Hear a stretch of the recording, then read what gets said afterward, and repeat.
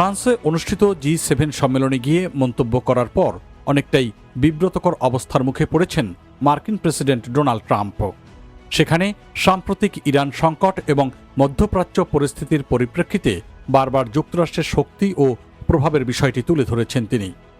এছাড়া G7 সম্মেলনের আরেকটি আলোচিত বিষয় ছিল ইতালির প্রধানমন্ত্রী জর্জিয়া মেলোনিকে নিয়ে ট্রাম্পের মন্তব্য।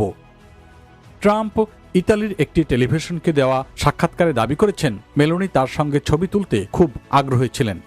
তিনি আরও দাবি করেন, ইতালির প্রধানমন্ত্রী জর্জিয়া মেলোনি খুব করে আমার সঙ্গে ছবি তুলতে চেয়েছিলেন।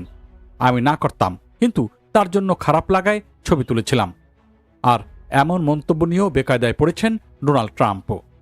তার এই মন্তব্যের পর সামাজিক যোগাযোগ মাধ্যমে প্রতিক্রিয়া জানিয়েছেন ইতালির প্রধানমন্ত্রী। তিনি বলেছেন, আমি বিস্মিত, পুরো ঘটনাটি বানানো। মেলোনি আরও বলেছেন, আমি কিংবা ইতালি কেউ কখনো কারো কাছে অনুরোধ বা ভিক্ষা করব না। এ বিষয়ে যুক্তরাষ্ট্রের বিভিন্ন গণমাধ্যমের বিশ্লেষণে বলা হয়েছে, ট্রাম্পের কূটনৈতিক ভাষা ও ব্যক্তিগত মন্তব্য প্রায়ই আন্তর্জাতিক অঙ্গনে আলোচনার জন্ম দেয়। Newsweek, Axios, NBC News, CBS News, CNN, the New York Times এবং ওয়াশিংটন পোস্টের প্রতিবেদনে উল্লেখ করা হয়েছে, ট্রাম্প তার দ্বিতীয় মেয়াদে যুক্তরাষ্ট্রের বৈশ্বিক নেতৃত্ব ও ব্যক্তিগত প্রভাবের বিষয়টি আরও জোরালোভাবে তুলে ধরেছেন। বিশ্লেষকদের মতে এই ধরনের মন্তব্য তার সমর্থকদের কাছে আত্মবিশ্বাসের বহিঃপ্রকাশ হিসেবে দেখা হলেও সমালোচকদের কাছে তা অহংকার কিংবা অপ্রয়োজনীয় বিতর্কের কারণ হিসেবে বিবেচিত হচ্ছে।